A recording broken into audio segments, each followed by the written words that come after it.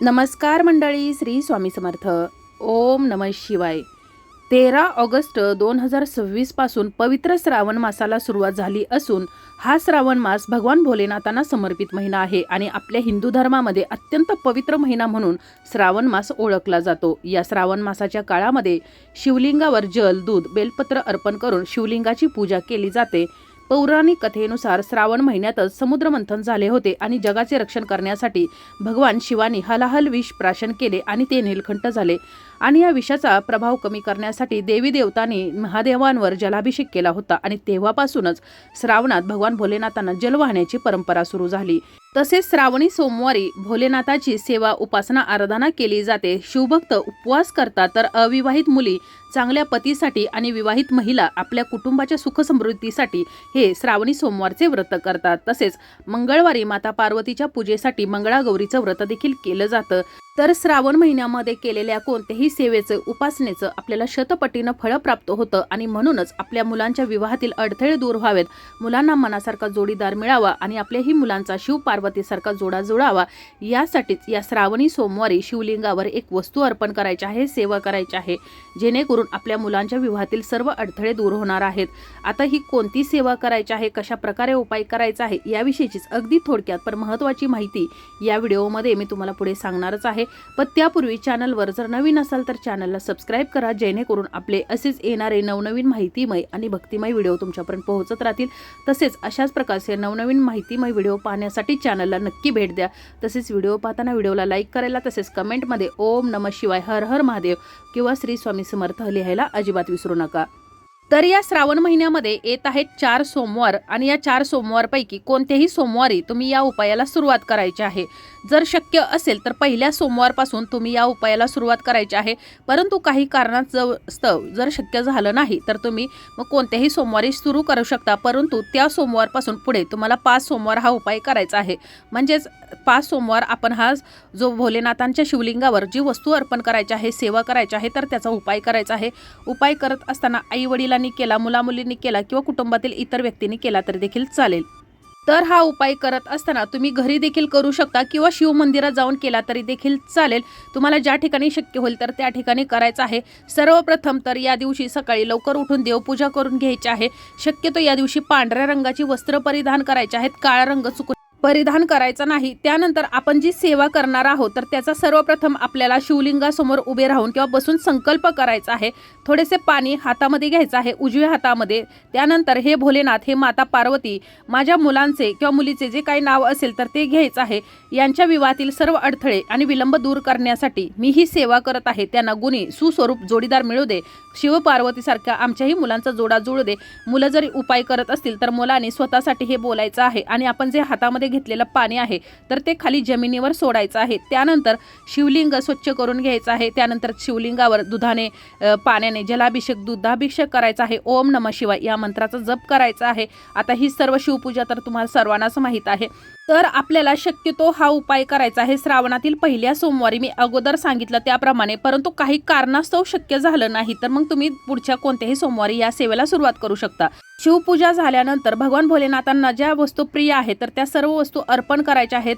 धूपदीप दाखवायचा आहे. त्यानंतर शिवामूठ अर्पण करायचे आहे. शिवामूठ अर्पण करताना पहिल्या दिवशी शिवामूठ येत आहेत तांदूळ, त्यामुळे शिवामूठ तांदूळ आपल्याला तिथं व्हायचे आहे.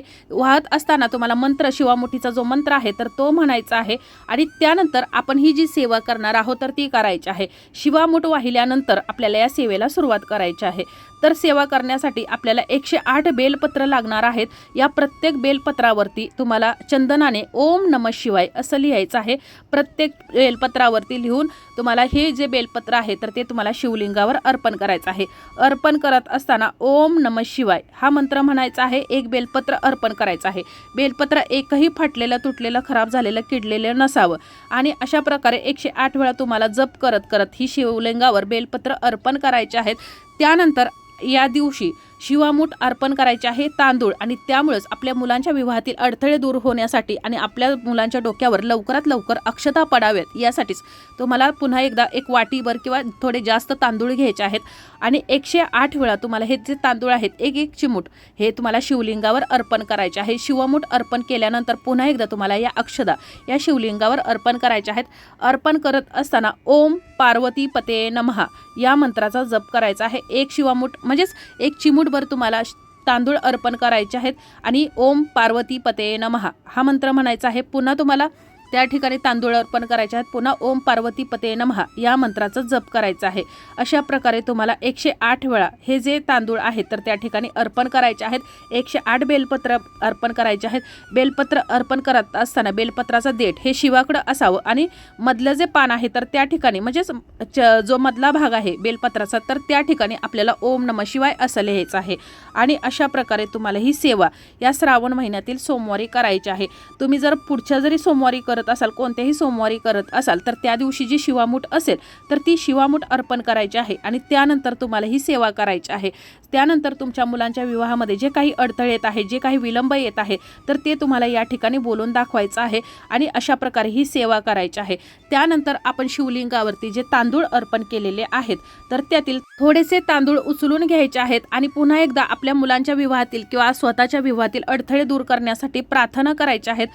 आणि ते जे तांदूळ आहे तर ते घरी घेऊन यायचं आहे आणि एखाद्या पिवळ्या रंगाच्या किंवा लाल रंगाच्या पांढऱ्या रंगाच्या कपड्यामध्ये बांधून ते मुलांच्या जवळ ठेवायचे आहेत, एक छोटीशी पोटली तयार करून। दरवेळेला तुम्हाला हे तांदूळ आणण्याची गरज नाही, परंतु ज्या वेळेला तुम्ही पुढच्या वेळेला म्हणजेच दुसऱ्या श्रावणी सोमवारी किंवा तिसऱ्या श्रावणी सोमवारी जर ही सेवा उपाय करत असाल तर त्यावेळेला देखील तुम्हाला अखंड अक्षता अर्पण करायची आहेत। शिवामूठ जी असेल तर ती अर्पण करायची आहे। असं तुम्हाला सलग 5 सोमवार करायचं आहे। जर खंड पडला तर तुम्हाला जर मुली जर करत असतील आणि त्यांना पिरियड आला तर त्यांनी तो सोमवार सोडून त्याच्या पुढच्या सोमवारपासून या उपायाला सुरुवात करायची आहे। त्याचबरोबर या दिवशी सात्विक अन्न घ्यायचं आहे। बेलपत्र जे अर्पण करणार आहात तर ते आदल्या दिवशीच तुम्हाला तोडून ठेवायचं आहे, सोमवारी चुकून ही बेलपत्र तोडायचं नाही। त्याचबरोबर ज्या वेळेला तुम्ही ही सेवा उपाय करत असाल, पूजा करत असाल तर त्यावेळेला जर मुलं मुली करत असतील तर त्यांनी स्वतःसाठी आणि आई वडील करत असतील तर त्यांनी आपल्या मुलांचं नाव मनामध्ये घेऊन हा उपाय करायचा आहे। त्यानंतर शिवलिंग ज्या ठिकाणी आहे तर शिवलिंगाच्याच बाजूला माता पार्वतीचं देखील स्थान असतं आणि एका बाजूला गणपती बाप्पांचं देखील स्थान असतं। त्यामुळं माता पार्वतीला आपल्याला या दिवशी 16 शृंगार अर्पण करायचे आहेत। जरी 16 शृंगार अर्पण करणं झालं नाही तरी देखील हिरव्या रंगाच्या काचेच्याच बांगड्या आणि लाल चुनरी तुम्हाला त्या ठिकाणी अर्पण करायचे आहे। आणि त्या ठिकाणी पुन्हा एकदा मुलांच्या विवाहासाठी शिवपार्वतीसारखा जोडा जुळण्यासाठी माता पार्वतीला प्रार्थना करायची आहे। या पवित्र श्रावण महिन्यातच माता पार्वतीने भगवान शिवांना पती स्वरूपात मिळवले होते आणि म्हणूनच माता पार्वतीला आपल्याला प्रार्थना करायची आहे। त्याचबरोबर गणपती बाप्पांचं स्थान ज्या ठिकाणी आहे तर त्या ठिकाणी देखील आपल्याला प्रार्थना सेवा करायची आहे, पूजा करायची आहे, कारण गणपती बाप्पा हे विघ्नहर्त्याचं स्वरूप आहे आणि आपण भगवान भोलेनाथांची सेवा करताना या विघ्नहर्त्याची जर सेवा केली तर या विघ्नहर्त्याच्या कृपेने आपल्या मुलांच्या विवाहामध्ये येणारे सर्व अडथळे विघ्न दूर होणार आहेत आणि मुलांना मनासारखा जोडीदार मिळणार आहे। फक्त उपाय करताना मनापासून आणि श्रद्धेने करायचं आहे। त्याचबरोबर तुम्ही स्थळ पाहणं चालूच ठेवायचं आहे। तर अशा प्रकारे तुम्हाला श्रावणातील पहिल्या सोमवारी शिवामूठ अर्पण करायचे आहे सर्वप्रथम आणि त्यानंतर 108 वेळा तुम्हाला हे तांदूळ शिवलिंगावर अर्पण करायचे आहेत।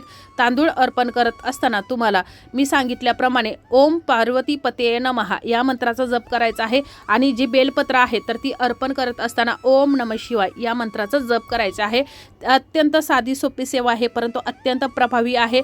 भोलेनाथ हे अगदी पाणी जरी तुम्ही शिवलिंगावर अर्पण केलं तरी देखील भोलेनाथ आपल्या भक्तांवर प्रसन्न होतात आणि या पवित्र श्रावण मासामध्ये भगवान भोलेनाथांचा वास हा पृथ्वीवर असतो आणि तुम्ही जर ही सेवा केली तर भगवान भोलेनाथांच्या कृपेने तुमच्या मुलांच्या विवाहातील अडथळे दूर होण्यास मदत होणार आहे।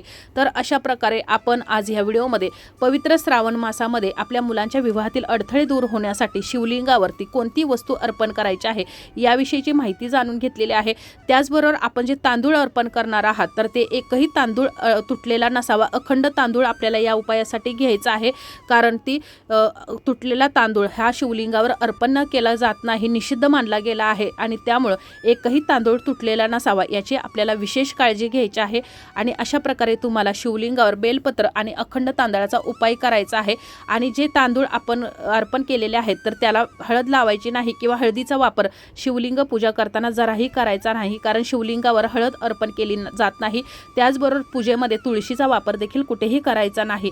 अशा प्रकारे तुम्हाला ही सेवा करायची आहे। आणि जे आपण तांदूळ घरी आणलेले आहेत तर ते मुलांचा जोपर्यंत विवाह जमत नाही तर तोपर्यंत मुलांच्या पर्समध्ये, पॉकेटमध्ये किंवा तुम्ही जर देवघरामध्ये जरी ठेवले तरी देखील चालेल। एखाद्या वाटीमध्ये दररोज सकाळ संध्याकाळ देवपूजा करताना या तांदळाची तुम्हाला पूजा करायची आहे।